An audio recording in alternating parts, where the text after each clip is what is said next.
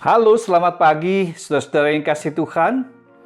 Apa kabar? Saya berharap tentu kita semua dalam keadaan sehat. Tetapi kalaupun ada saudara-saudara yang dalam keadaan sakit, mari kita berdoa dan berharap Tuhan akan menolong dan menyembuhkan kita semua. Pagi hari ini, renungan harian berjudul Opening Heart, hati yang terbuka. Dalam Kisah Para Rasul pasal 16 ayat 14 dikatakan, seorang dari perempuan-perempuan itu yang bernama Lydia turut mendengarkan. Ia seorang penjual kain ungu dari kota Tiatira yang beribadah kepada Allah. Tuhan membuka hatinya sehingga ia memperhatikan apa yang dikatakan oleh Paulus. Bapak, Ibu, Saudara, konon kabarnya Lydia adalah seorang perempuan yang pertama kali percaya kepada pekabaran Injil yang diberikan oleh Paulus dan rekan-rekannya dari benua Eropa. Lydia dikenal sebagai seorang perempuan penjual kain warna ungu. Nah, sehelai kain berwarna ungu hanya khusus dikenakan untuk pakaian para pejabat imam besar dan hiasan lain di tabernakel dan di bait Allah. Karena dijual untuk kalangan tertentu juga, Yesus pun pernah dipakaikan jubah berwarna ungu sebagai tanda ejekan prajurit Roma bahwa dialah raja orang Yahudi.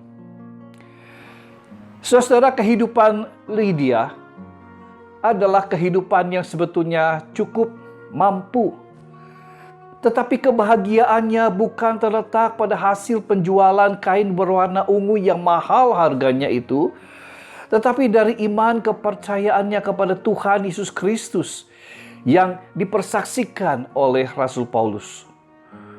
Keselamatan bukan hanya pada Lydia saja, tetapi pada seisi rumahnya yang menjadi percaya kepada Yesus dan menerima baptisan sebagai tanda keimanannya itu.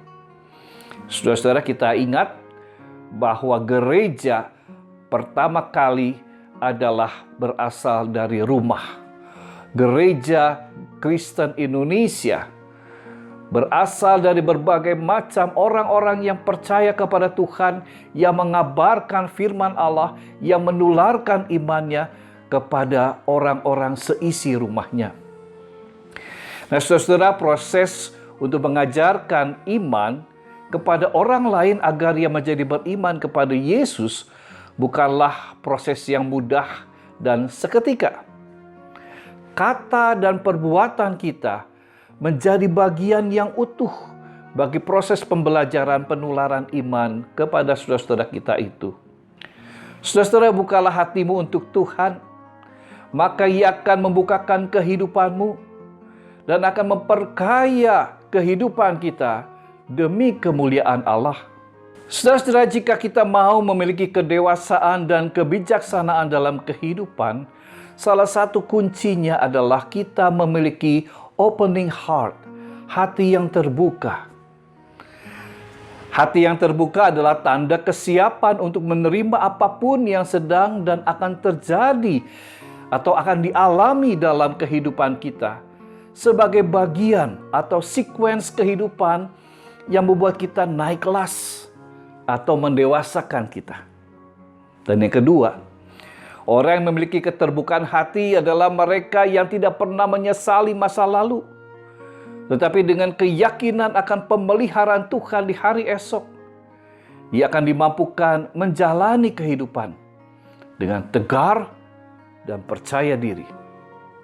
Nah, yang ketiga, saudara-saudara, kasih dan kebaikan hati akan terpancar keluar dari orang-orang yang memiliki hati yang terbuka. Dia akan mampu mengajarkan keteladanan kehidupannya dan menyalurkan sumber utamanya, yaitu kasih Allah kepada sesamanya. Tetapi sebaliknya, orang-orang yang menutup hati, ia memiliki karakter yang tidak mudah untuk dibentuk atau dididik.